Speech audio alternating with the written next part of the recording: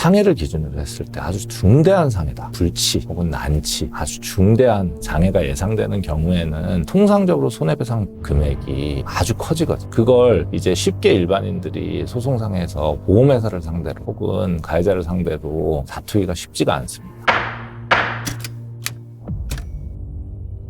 교통사고가 났을 경우에 변호사를 과연 언제 선임해야 되는지에 대해서도 질문들을 많이 하시는데요. 사실은 가해자냐 피해자냐에 따라서 다릅니다. 가해자는 피해자의 상해가 중하다 그러면은 되도록이면 빨리 선임하시는 게 좋습니다. 최대한 빨리 선임하셔야 돼요. 경찰 조사 단계에서도 그렇고요. 검찰로 넘어가서도 그렇고 재판 단계에서도 그렇고 경찰의 조사라는 게 그리고 또 각 단계별로 거치는 조사들이 첫 번째 진술이 상당히 중요합니다. 그래서 나중에 그 진술을 번복한다든지 이런 것들이 별로 좋게 받아들여지지 않아요, 법원에서. 그래서 내가 어떤 사람에게 중대한 상해를 입었다 혹은 사망했다. 그러면은 주저하지 마시고 변호사를 바로 선임하시는 게 좋습니다. 왜냐하면 변호사를 경찰 단계에서 선임하냐, 검찰 단계에서 선임하냐, 법원 단계에서 선임하냐, 이건 실무에서 일반적인 얘기인데요. 비용이 그렇게 다르지 않아요.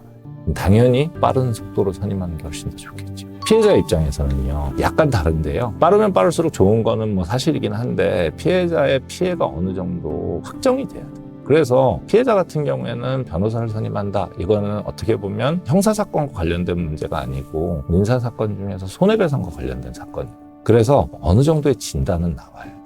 예를 들면 8주 진단이다. 혹은 12주 진단이다. 16주 진단이다. 진단이 나온 다음에 이런 진단에서 어느 정도 장애가 예상된다 라는 것들이 구체적이지는 않더라도 확정이 된 다음에 변호사를 선임하셔도 무방할 것 같습니다. 가벼운 사건에 대해서는 사실 변호사를 선임할 필요는 없어 보여요. 주변에서 도와주시는 분들이 많을 겁니다. 아마 가볍다 무겁다도 사실은 어떻게 따져야 될지에 대해서는 곤혹스러우실 텐데 그런 경우에 변호사 사무실이든 아니면 보험회사, 그러니까 자동차 보험이 다 가입돼 있다 보니까 보험회사 직원들도 친절하게 안내를 해드리거든요. 그래서 거기서 예를 들면 2주 진단이다, 3주 진단이다, 입원이 필요 없다 그러면은 보험회사 직원분들이나 아니면은 손해사정사님이나 아니면 유선 상담을 통해서 변호사님 상담을 하시고서 선임이 필요한 사건이다 아니다를 결정하시면 될 것 같아요. 어느 정도로 다쳤을 때 변호사를 선임해야 된다 이런 기준은 사실은 찾기가 어려워요. 근데 다만 저는 이렇게 말씀드리고 싶습니다. 상해를 기준으로 했을 때 아주 중대한 상해다. 중대한 상해라 그러면은 신체의 어떤 불치 혹은 난치, 아주 중대한 장애가 예상되는 경우에는 변호사를 선임하시는 게 좋죠. 왜냐하면 그런 경우에는 통상적으로 손해배상 금액이 아주 커지거든요.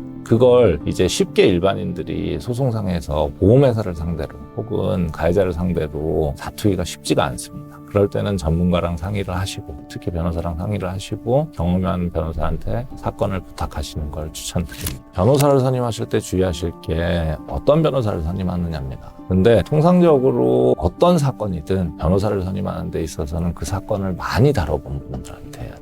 우리가 음식점을 찾아갈 때도 그렇고 커피를 한잔 할 때도 그렇잖아요. 커피를 많이 내려본 사람, 많이 내려본 사람의 커피가 맛있을 수밖에 없고 3대를 이어오는 음식점의 음식이 맛있을 수밖에 없습니다. 변호사도 마찬가지예요. 사건을 한두 개 정도 경험했다 이러면은 그만큼 그 변호사님의 소송을 대할 때 이제 순발력이 떨어지게 돼 있어요. 사실은 그 조사 단계에서든 아니면 법원에서 이제 다툼의 단계에서든 이런 상황에서 이런 대응을 해야 되는데 사실은 그 대응을 놓치면 안 되거든요. 그건 경험에서 나오는 거. 그래서 해당 사건에 있어서 경험이 많은 변호사한테 가야 되는 거고 이거는 교통사고뿐만이 아니고 모든 사건에서 마찬가지입니다. 형사사건에서도 마찬가지고요. 행정소송에서 마찬가지. 되도록이면 경험이 많은 변호사님한테 일단 유선 상담이든 대면 상담을 받아보시고 내 사건과 유사한 사건을 해본 경험이 있으시다 그러면은 또 그 변호사님이 신뢰가 간다 그러면 그 변호사님한테 사건을 맡기시는 걸 추천을 해드립니다.